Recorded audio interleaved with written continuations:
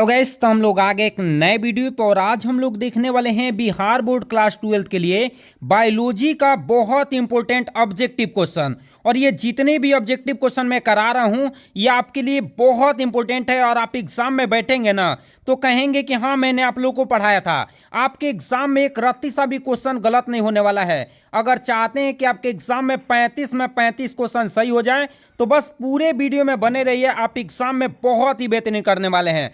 तो चलिए वीडियो को स्टार्ट करते हैं और एक एक करके क्वेश्चन को हम लोग समझते हुए चलते हैं।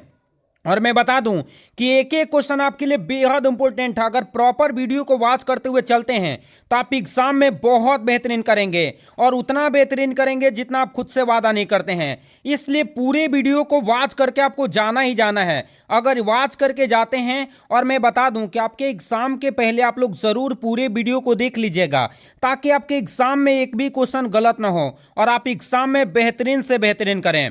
तो चलिए वीडियो को स्टार्ट करते हैं और एक एक क्वेश्चन हम लोग समझ लेते हैं। तो देखिए इसमें पहला क्वेश्चन क्या दे रखा है कि बाजार में बिक रही कितनी औषधि पादप से बनाई जाती है? 20%, 25%, 15%, इनमें से कोई नहीं। तो मैं बता दूं कि इसका राइट जवाब 25% होने वाला है। जितने मार्केट में औषधि बिक रही है उसमें जो है वो पादप से कितने परसेंट बनाई जाती है? 25% पादप से क्या कर जाती है? औषधीय बनाई जाती है। तो इस बात को ध्यान रहे कि देखिए आपको जैव विविधता को बचाए रखना बहुत जरूरी है। अगर उसको नहीं बचाते हैं तो हमें अनाज, फल, फूल, औषधि सब कुछ हमें किससे प्राप्त होता है? पौधों से प्राप्त होता है। इसीलिए इसे बचाना क्या है? बेहद जरूरी है। अगला क्वेश्चन देखिए क्या है, कितनी पादप जातियों का उपयोग औषधि बनाने में किया जाता है? 10,000 या 15,900 या 25,000, इनमें से कोई नहीं। तो मैं बता दूं कि इसका राइट जवाब 25,000 होने वाला है। याद रखिएगा कि 25,000 ऐसे पादप हैं जिसका उपयोग हम लोग किस में करते हैं? औषधि बनाने में करते हैं। अगर मान लीजिए कि ये पौधे समाप्त हो गए तो क्या होगा? आपके पृथ्वी पर से ये समाप्त हो जाने का कारण ये होगा कि जितने भी मार्केट में औषधि आ रही है वो औषधि हमें प्राप्त नहीं होगी और औषधि प्राप्त नहीं होने का कारण क्या हो जाएगा कि बहुत सारे लोगों को दिक्कत हो जाएगा, क्योंकि बहुत सारे ऐसी बीमारियां हैं जिसका इलाज नहीं हो पाएगा। इसलिए जितने भी पादप हैं उसको बचाना बहुत जरूरी है और ये हम लोग का फर्ज बनता है कि ज्यादा से ज्यादा पेड़ों को काटें नहीं, ज्यादा से ज्यादा क्या करें? उसको बचाया जाए। अगला क्वेश्चन देखिए क्या है, अमेजन के जंगलों को निम्न में से किसके नाम से जाना जाता है? लीवर या फेफड़ा, ब्रिक, इनमें से कोई नहीं। तो मैं बता दूं कि पृथ्वी का फेफड़ा कौन है? अमेजन का जंगल है। याद रखिएगा इसको फेफड़ा बोलते हैं। वो भी किसका फेफड़ा? तो पृथ्वी के फेफड़े के नाम से हम लोग जानते हैं अमेजन के जंगल को।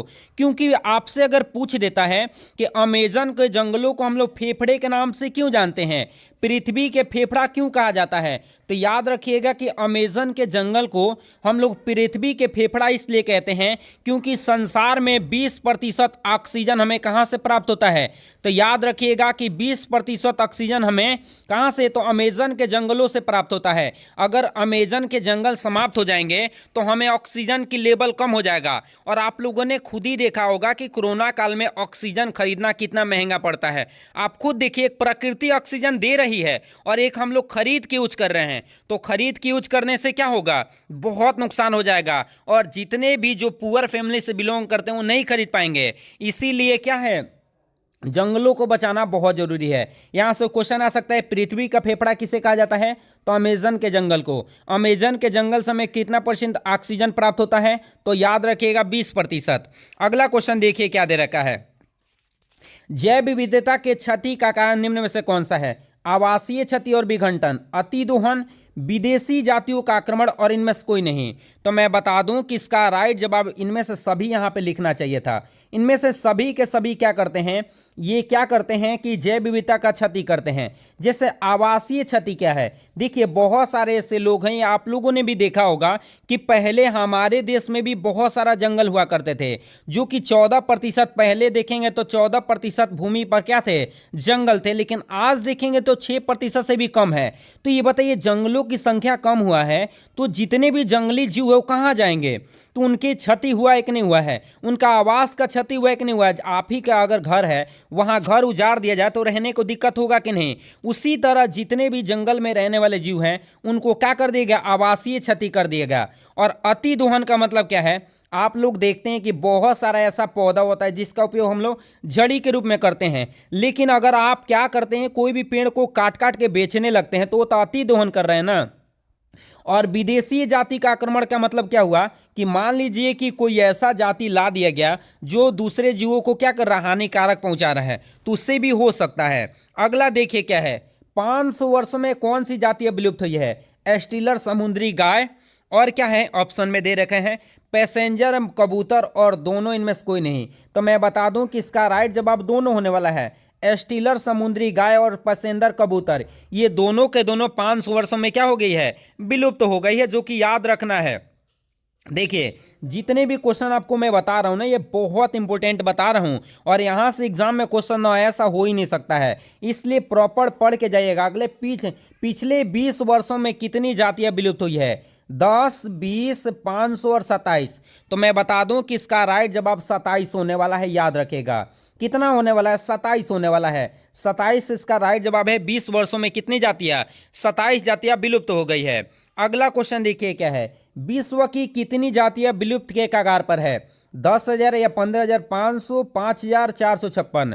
तो मैं बता दूं कि विलुप्त के कगार पर कितनी जातियां हैं?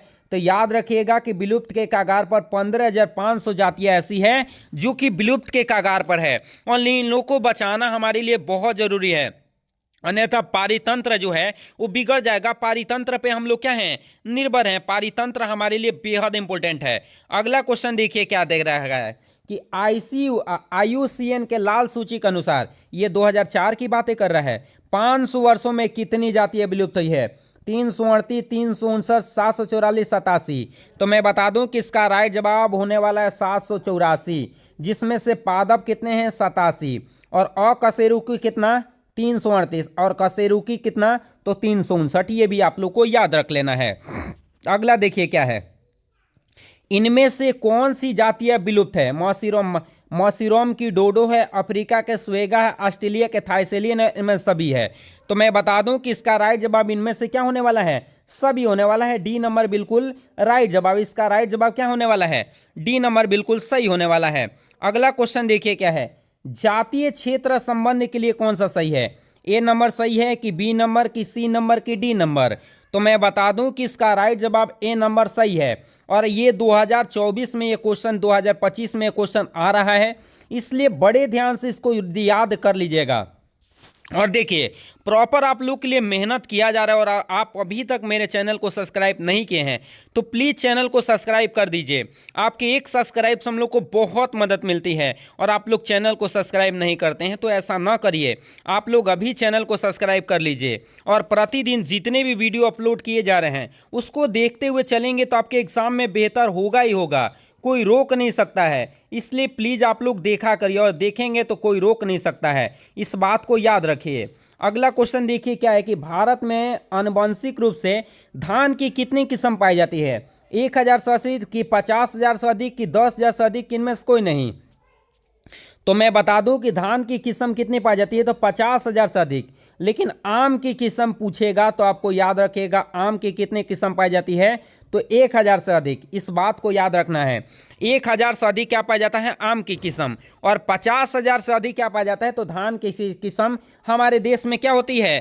पाई जाती है। अगला क्वेश्चन देखिए क्या दे रखा है कि ऊर्जा का पिरामिड हमेशा होता है उल्टा, सीधा, दोनों, और इनमें से कोई नहीं? तो मैं बता दूं कि ऊर्जा का पिरामिड हमेशा कैसा होता है? तो याद रखिएगा कि हमेशा सीधा होता है।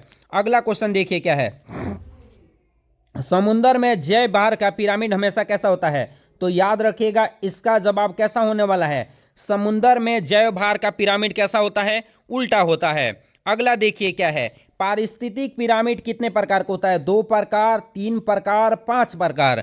तो मैं बता दूं कि इसका राइट जवाब 3 प्रकार होने वाला है।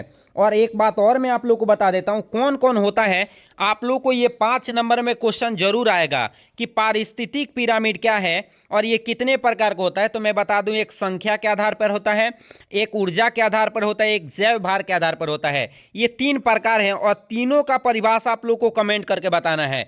देखिए जरूर अगर पढ़ने वाले हैं, अगर प्रॉपर आप पढ़ रहे हैं, प्रॉपर आप वीडियो को वॉच कर रहे हैं, तो मैं निश्चित भरोसा करता हूं कि आप एग्जाम में बहुत बेहतरीन करने वाले हैं और उतना बेहतरीन जितना आप खुद से वादा नहीं करते हैं। और ये उम्मीद रहेगा तो आप बिल्कुल बहुत बेहतरीन करेंगे और उतना बेहतरीन करेंगे जितना आप खुद से वादा नहीं करते हैं। अगला क्वेश्चन देखिए क्या दे रखा है कि द्वितीयक उपभोक्ता में कौन आते हैं। पक्षी आती है, मछली आती है, भेड़िया और सभी। तो मैं बता दूं कि द्वितीय उपभोक्ता में क्या आता है, इनमें से सभी होने वाला है। राइट जवाब क्या होने वाला है, डी नंबर बिल्कुल सही होने वाला है। और द्वितीय उपभोक्ता को हम लोग क्या कहते हैं, तो इस बात को याद रखिएगा, ये इसको बोलते हैं मांसाहारी के नाम से जानते हैं। किसको बोलते हैं, मांसाहारी इसको कहा जाता है। अगर पूछ देगा कि द्वितीय उपभोक्ता क्या है, मांसाहारी है। और कौन सा पोषी स्तर है, तो ये तीसरा पोषी स्तर के नाम से जाना जाता है। ये भी याद रखिएगा, द्वितीय उपभोक्ता को तीसरा पोषी स्तर के नाम से जाना जाता है और मांसाहारी के नाम से क्या किया जाता है, जाना जाता है। अगला है कि द्वितीयक पोषण स्तर को कहा जाता है शाकाहारी, मांसाहारी, पादप, इनमें से कोई नहीं। तो मैं बता दूं कि द्वितीयक पोषी स्तर को हम लोग जानते हैं शाकाहारी के नाम से। किसके नाम से, शाकाहारी के नाम से। और इसमें कौन कौन आते हैं, तो गाय आता है, टीडा आता है, जंतु पौलक आता है। और इसको प्राथमिक उपभोक्ता भी कहते हैं। क्या बोलते हैं, प्राथमिक उपभोक्ता के नाम से इसको क्या करते हैं, जानते हैं। जरूर याद रखिएगा। देखिए मैं जो भी बता रहा हूं ना, एक भी फालतू का नहीं बता रहा हूं, आपको वही क्वेश्चन बताया जा रहा है जो कि आपके एग्जाम में बेहतरीन से बेहतरीन करेगा। अगला क्वेश्चन देख लेते हैं क्या है कि निम्न में से कौन से पौधे अपने शरीर के अंदर कांटे उत्पन्न करते हैं। यूकेसिया है, कैटसक है, दोनों इनमें से कोई नहीं। तो मैं बता दूं कि इसका राइट जवाब सी नंबर बिल्कुल क्या होने वाला है, सही होने वाला है। अगला क्वेश्चन देख लेते हैं। देखिए क्या दे रखा है, चर घातांकीय वृद्धि के लिए कौन सा सही है, A number, B number, C number और डी नंबर। तो मैं बता दूं कि इसका राइट जवाब सी नंबर बिल्कुल क्या होने वाला है, सही होने वाला है।